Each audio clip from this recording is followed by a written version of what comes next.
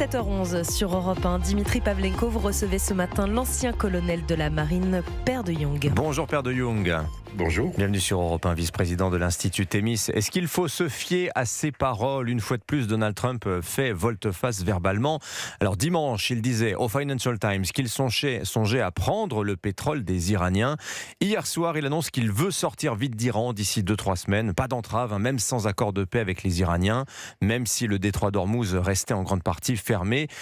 Il dit qu'il va maintenir une pression diplomatique sur Téhéran, mais qu'en cas d'échec, il laisserait ses alliés européens et dans le Golfe s'en charger.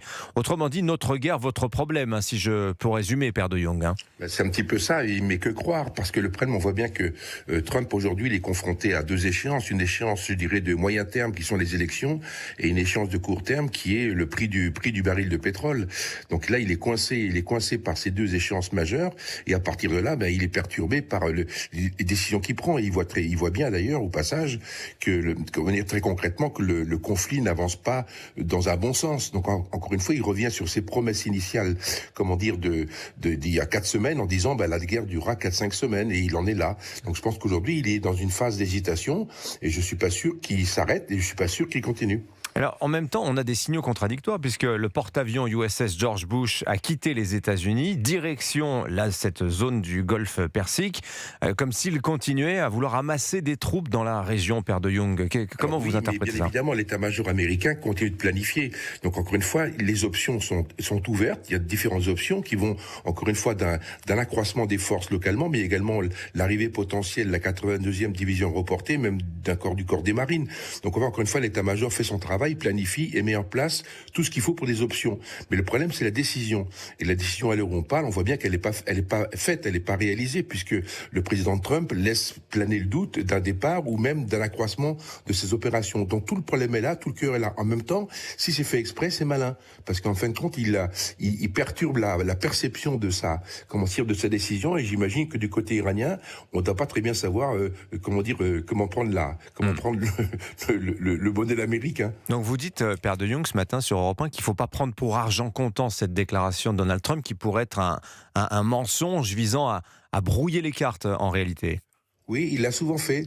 Rappelez-vous l'opération au Venezuela où en fait il avait donné un délai à Maduro et en fait il l'avait pas laissé. 2 jours après, il avait été récupéré. Donc encore une fois, je pense qu'il y a toujours des opérations de déception, comme on dit, ou des opérations de gesticulation. Oui. Et là, on est donc probablement dans les deux. Ceci étant dit, je suis intimement convaincu que Trump n'a pas du tout envie de rester. Il est agacé par le fait que ça débouche pas, comme on dit, et puis 2, on voit bien que les Européens l'agacent, les alliés otaniens l'agacent. Allez chercher votre propre pétrole. Quand même, c'est ce qu'il écrit sur ses réseaux sociaux. C'est quand même extrêmement violent. Trouvez le courage qui vous fait défaut. On se souvient aussi de l'échange qui avait été révélé sur les réseaux sociaux entre J.D. Vance et Pete Hegseth, donc le secrétaire d'État à la guerre, à propos du parasitage européen l'année dernière. Il y a quand même un bruit de fond permanent d'une hostilité à l'égard des Européens, ou plutôt un agacement du fait qu'ils ne veuillent pas prendre part à cette guerre d'Iran. Oui, même plus que ça, parce qu'on voit que les Espagnols, par exemple, ont refusé le survol de leur territoire par les avions américains. Oui. Donc il y a même des actes quasiment hostiles. Donc on voit qu'aujourd'hui cet agacement est fondé sur des réalités. Encore que, on voit bien que la France fait ce qu'il faut. Elle a dépêché une armada relativement importante en Méditerranée.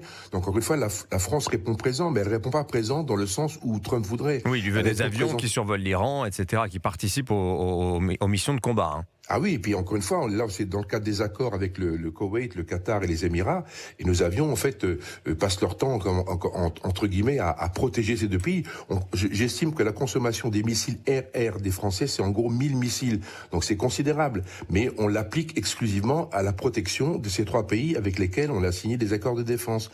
On n'est pas dans les opérations offensives, bien évidemment, des Américains et des Israéliens. Alors d'ailleurs, il s'en est pris très directement à la France hier dans un message sur son réseau Truth Social. Donald Trump, France qualifiée de très peu coopérative, car nous aurions refusé le survol du territoire national par des avions chargés d'équipements militaires à destination d'Israël. Donc c'est exactement ce que fait l'Espagne, vous venez de nous le rappeler.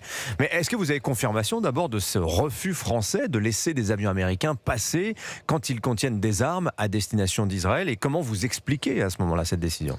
Mais écoutez, hier, le gouvernement français a fait savoir très concrètement que cette remarque de Trump n'était pas du tout fondée, parce que les Français n'ont jamais refusé l'accès de leur espace ou de leur ciel à des avions américains. Alors si, l'Élysée a confirmé, a dit si, il nous est arrivé le week-end dernier de refuser le passage d'avion.